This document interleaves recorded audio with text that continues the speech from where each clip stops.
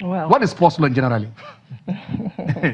Sports law in a simple parlance will just be, the rules and regulations guiding, the administration of sports in any country. Now, I would say that Nigeria as a whole, the basic problem we've always had in our sports in general, especially in football in particular, is the governance.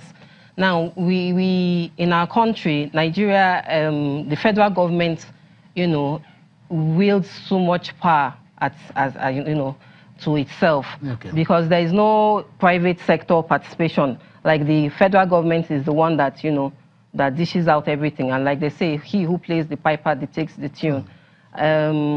There is a lot of interference in, the policy and all that. Now, talking about NFA and NFF and all that, yes, he was just like unilaterally given the name NFF, because NFA to start with was set up by a, by law, and then ordinarily, if you want to amend or do anything, you also have to go back to the law. So you cannot unilaterally on your own just change the name to, that NFF. You are now this. You are not Amaka Okonkwo to Amaka Okonkwo without. Okay. Yeah, so we still need to go back to the drawing board. We still need to, go back to our law and to amend it. And in amending our law, it means that we may have to, go through a new law, on its own. Like if you look at a country like England, for instance, their sports is governed not by, the parliament. They don't make the law. It's like, they have, a separate body. There is this separation of, powers that, so it makes their football thrive. And also, if you look at South Africa, that's why South Africa is doing very well in football as well. So. Okay, so here it is government involvement, and that is where some days probably we shall look at it. She talked about interference, and then we ask ourselves, somebody did ask the question, which I'm going to ask Okpe. Okpe, if they say government is interfering here, like in our league, in our sport, in our football, we have 20 teams in the NPFL. We're not talking about even the lower leagues, and government owns 18 or so, 17 or 18 of that club. Is it not an interference in government owning those clubs?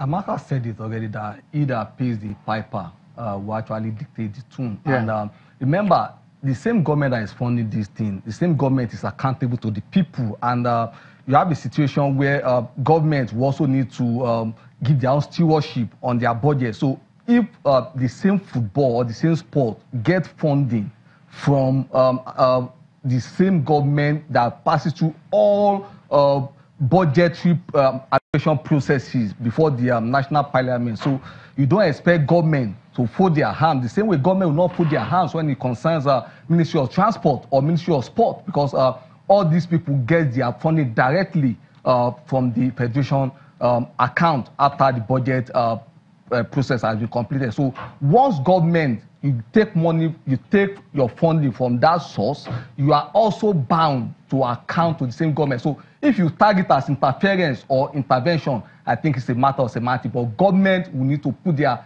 mouth where they are on this. Okay. All right. I am told that we have been joined from Abuja by the former chairman of Nigerian Premier League before he became Nigerian, before the P joined it. It was the Premier League that it was. Chief Barebote Ronson. Hello, Chief Barebote. Good afternoon, Ken. Good afternoon. You are quite aware that the league, the LMC has just ended the league in collaboration with the 20 club owners that say, look, we are ending the league at week 24 instead of 38. What is your take on this? Well, Ken, it is unfortunate, very, very unfortunate. You see, sometimes when we talk, because I was one chairman and based on the fact that I was unconstitutionally removed from office, my comment might be seen as something, but football is of a common interest. We cannot run away because people will make comments. I disagree with Fred. Fred was even narrating, giving the narration as if he was part of those club chairmen that, you see, let us not give coloration to what is wrong. Let me tell you, I'll tell you, even the tongue and teeth quarrel. Forget about this is Amajo, this is there. Let us not be calling crisis or no crisis. Football is our common interest and nobody will want crisis. But what we are saying, let us do things right. And I think that is what brought us to where we are today. Let me tell you, after the World Cup, even I don't want to blame the league organizers for shooting the league when the World Cup is on, but ordinarily, the league has nothing to do with the World Cup. And even in Nigeria, it is common practice that the day the national team is playing, normally there should be no league match. But being that as it may, they were back from the World Cup. And if there are issues within the federation, there are separation of powers or functions. The clubs have to participate in the league, while the league bodies organize the league.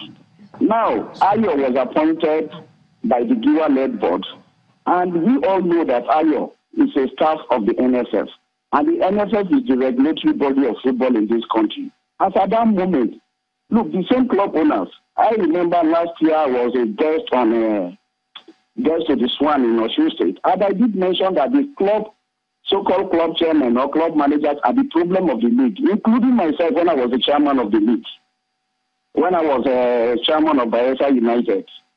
So now, if there are crises, your own is to partake in the league. You are not to dictate who organizes the league for you. Like now, Giwa board is out, Amaju is there. Whoever comes, your own is to participate. And let me tell you, in every law or every rule, thank God there is a lawyer, there are exceptions. One of the exceptions in football is force majeure. And good 18, we have the first vice president of CAF. So what are we talking about? CAF can only ask you to pay something. What you need to do is to inform them appropriately. Look, because of unforeseen circumstance, we find ourselves in this. Please, can you give us the highest they can do is to tell you to pay a fine. So that is not a grant for them to end the league. Let me tell you, while I was the chairman, we entered into agreement with DSTV, and the contract was that there will be 38 matches. If there are sponsors, there will be a lot of litigations because they pay for their mileage and fee. Okay, Chief Baribote, just hold on there because we'll soon go on, we want to go on a short break. But before we go on that break, I just want to read something for you. They said on the strength of Rule B1523, the competition fixtures, particularly contained in Rule A2 and A3, were suspended. You understand? In addition, several factors were duly considered, including the effect of compressed schedule. So they suspended those sections of the league in order for them to be able to, to conclude the league at 24. When we come back from this break, we shall take your comment. Just stay on the line. We shall take your response to this and also hear from Fred. We're going on a short break.